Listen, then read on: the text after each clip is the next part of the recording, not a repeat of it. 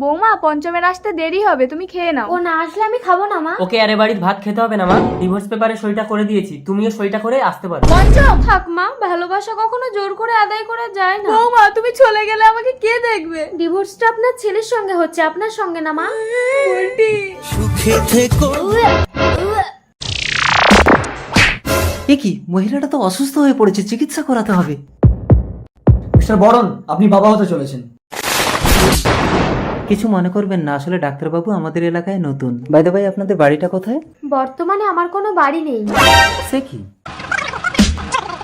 আমাকে একটা কাজ খুঁজে দেবেন? না না, এই অবস্থায় আপনাকে কাজ করতে হবে না, এই বাড়িতে আমি একা থাকি, আপনি এখানে থাকুন, আমি আপনাকে খেটে খাওয়াবো। আপনি একা থাকেন, লোকে তো আমাকে বদনাম দেবে। এসো আমরা নতুন সম্পর্ক গড়ি 10 বছর পর। মা আমি খেলতে যাচ্ছি। না একদম যাবি না, আমি কাজে যাচ্ছি। মানুষটা বাড়িতে একা আছে শোনাই। সেদিন গাড়ির চাকাটা আমার পায়ের উপর থেকে না গিয়ে আমাকে পিষিয়ে দিলে ভালো হতো।